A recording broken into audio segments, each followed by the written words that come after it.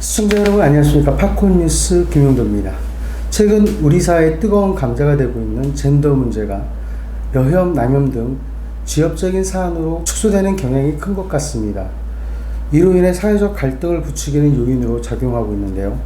오늘은 양성평등 운동 여성연대 도시락에서 홍보팀장을 맡고 계신 강지연님과 함께 우리 사회 갈등이 되고 있는 불평등한 젠더 문제에 대해 이야기를 나눠보도록 하겠습니다. 안녕하세요. 안녕하세요. 안녕하세요. 먼저 양성평등 운동 여성연대 도시락이 시청자들에게는 매우 생소할 것 같은데요. 어떤 일들을 주요 활동으로 전개하고 있는 단체인지 소개를 부탁드리겠습니다. 예, 저희 양성평등 여성연대 도시락은 원래는 그냥 공부 모임이었습니다. 근데 그 공부 모임을 꾸리게 된 취지 자체가 우리 사회에 지금 페미니즘이라고 하는 게 저희가 알기에는 이제 양성평등을 위한 거고 굉장히 좋은 거고 남자한테도 좋고 여성한테도 좋고 그런 걸로 알고 있는데 이게 점점 가면 갈수록 이수역 사태, 강남역 살인 사건을 거치면서 남성에게도 도움이 안 되고 여성에게도 도움이 안 되는 형태로 발전하고 있는 게 아닌가라는 그런 의구심을 가지고 아니 지금 페미니즘이 어떻게 가고 있는 건지 좀 다시 한번 공부해보자 라고 하는 취지에서 모인 여성들이거든요. 근데 저희가 이제 공개 활동을 나서게 된 계기가 우리 민주당 김포시의회 의원이 아내를 살해한 사건이 있었는데 거기에 대해서 여성단체들이 이런 방구가 없었습니다. 그래서 이거에 대해서 아니 자유한국당에서 뭔가 한마디만 하면 뭐 여성 혐오라는 등 이제 난리를 치던 사람들이 말실수에는 그렇게 관대하지 않은 사람들이 직접적인 그 살인사건, 여성혐오 살인사건에 대해서는 이런 방구도 없는 걸 보고 아 지금 페미니즘 운동은 페미니즘 운동이 아니고 정치활동이구나, 굉장히 오도된 형태의 정치활동이구나 라는 생각이 들어가지고 저희가 급하게 공개 활동으로 전환을 하면서 여기에 대해서 반대하는 목소리를 내게 됐습니다. 예. 지금 현재 그 참여하고 계시는 인원은 어느 정도 되시나요? 저희 지금 원래 핵심 멤버들은 스터디하는 10명이고요. 지금 남성 회원도 있고, 저희는 이거를 이제 우정회원이라고 얘기하고, 그 다음에 또 나는 절대 공개 활동을 할 수 없다. 왜냐면 공무원이고, 회사원이고, 뭐 가족들이 좋아하지 않기 때문에 조용히 살고 싶다라고 하는 그런 그림자 회원 조합 합치면 한 50명 정도 되는 것 같습니다. 50명 정도가 활동하고 계시고요. 예. 연령층은 어떻게 되시나요? 저희는 주로 저 같은 40대, 50대, 그러니까 1세대 페미니스트들하고 2030 2세대 페미니스트들인데 2세대 페미니스트들은 본인을 페미니스트라고 얘기하는 거에 대해서 극구거리더라고요. 나는 페미니스트가 아니다. 나는 양성평등주의자다. 근데 저 같은 40대, 50대 페미니스트들은 아니 양성평등이 페미니즘이다. 그러면은 이제 2030 여성들은 아니다. 페미니즘은 여성 우위를 주장하는 굉장히 이상한 이념이다라고 얘기를 하더라고요. 그래서 야 이거 참 어떻게 받아들여야 되는지 같이 한번 얘기를 해보자. 그런 식으로 활동을 하고 있습니다. 네. 페미니즘이 아닌 양성평등이 맞다라고 주장하시는 분들이 있으신 것 같아요. 예, 그렇죠. 지금 이제 일반적으로 받아들여지는 페미니즘은 제가 받아들이기에는 페미니즘이 아니에요. 그거는 오도된 운동의 좌파 운동이라고 보거든요. 이제 일종의 정체성 정치인데, 그러니까 남성과 여성을 편가르고 흑인과 백인을 편가르고 부자와 가난자는 편가르는 그런 편가르기 정치의 일환이라고 보거든요. 근데 누가 왜 이런 편가르기를 하는가, 여기에 대해서 좀 생각을 해보자라는 거죠. 남성과 여성을 편갈라서 가장 이득 보는 사람이 누구죠? 저는 엘리트 여성이라고 생각합니다. 그러니까 여성 할당제 이런 걸 주장하면은 뭐 이사들, 여성 할당제가 무슨 웨이트리스, 웨이터 할당제 이렇게 가지 않잖아요. 기업의 임원들을 여성 할당제를 줘라, 고위 공무원들 여성 할당제를 줘라 할 때 그 열매를 누가 따먹나요? 엘리트 여성들이 따먹거든요. 얼마 전에 그 지나치게 관대한 여경 체력 검정 기준은 여성에 대한 모욕이다라는 제아의 논평을 내셨어요. 내용을 보니까 경찰청에서 이제 여경 체력 검정 절차를 좀 더 강화하겠다라는 데에 대한 환영하는 논평이던데, 남성이 아닌 여성의 입장에서 보통 요즘 말하는 성인지 감수성을 배제하고 남성과 동일한 사회적 기준을 강조하신 이유가 무엇인지 궁금합니다. 저는 진정한 양성평등은 다른 것은 다르게 같은 것은 같게 취급하는 게 진정한 양성평등이라고 보거든요. 경찰 업무를 수행하는 데 있어서 체력 기준은 굉장히 중요한 기준인데 그거를 다르게 취급할 이유가 있을까요? 예를 들어 저는 이제 글 쓰는 거에 대해서 굉장히 관심이 많은 사람인데 여성 작가의 경우에 맞춤법만 안 틀리면은 작가로 인정해준다. 이건 여성 작가에 대한 모독 아닌가요? 그렇죠. 역으로 생각하면 그럴 수 있죠. 그럼 여자가 무슨 장애인입니까?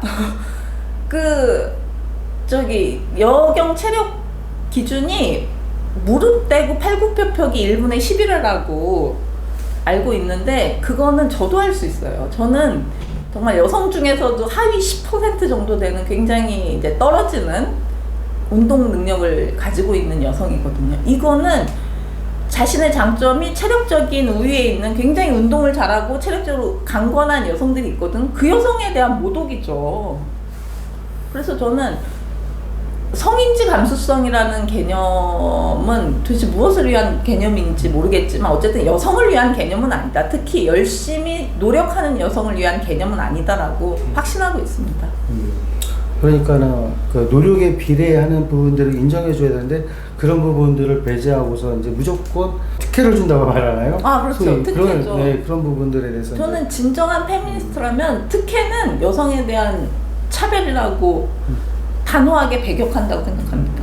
공정한 시스템을 갖춰야 된다. 예. 그런 말씀이신 것 같네요. 지금 이제 활동을 하시면서 보셨을 때 우리 사회 양성평등 어디까지 실현됐다고 지금 보고 계신가요?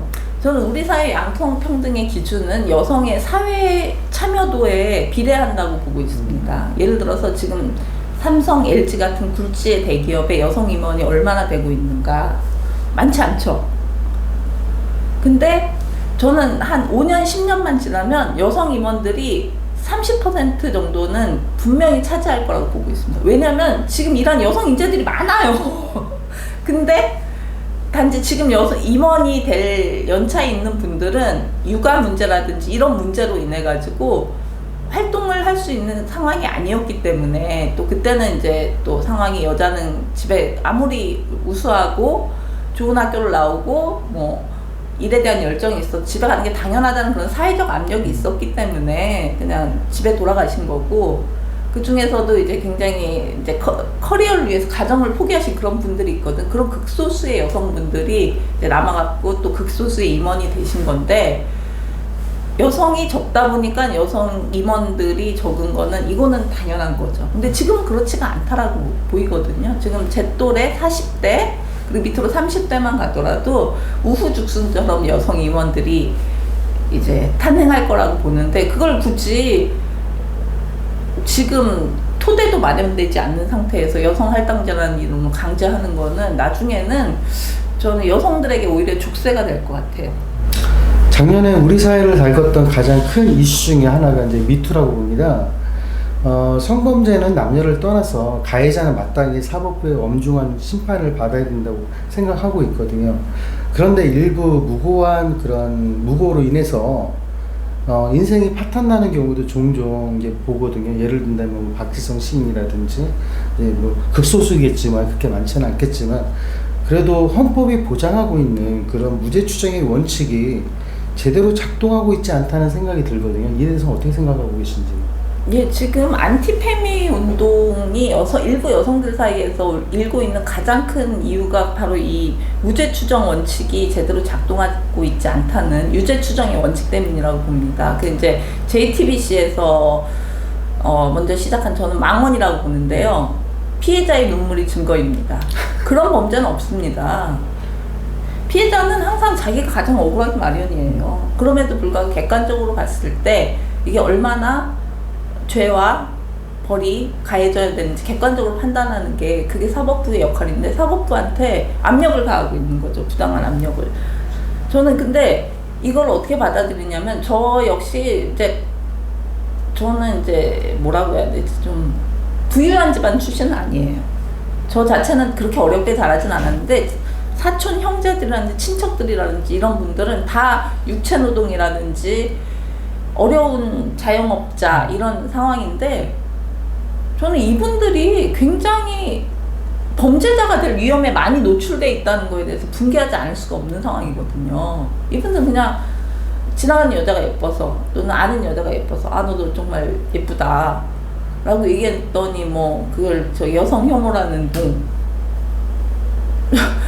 그런 부분, 내 오빠, 내 사촌 오빠, 내 가족들이 그런 잠재적 범죄자가 될 위험에 노출되는 거에 대해서 저는 사회적으로 혜택을 많이 받은 여성이라고 봅니다. 저는 대학을 나왔고 지금까지 커리어를 유지할 수 있는 거에 대해서도 사회적 혜택을 많이 받은 사람이라고 보는데 저 같은 사람이 좀 그분들은 너무 바빠서 그런 문제에 발언할 시간이 없어요. 저는 거기에 대해서 제가 또 그리고 남자가 뭐 부당하다 그러면 네가 남자니까 그런 거지 네가 여성의 어려움을 알아 이렇게 치부가 되잖아요. 저는 이 문제는 여성이 얘기할 수밖에 없다라고 생각을 합니다. 그래서 저 역시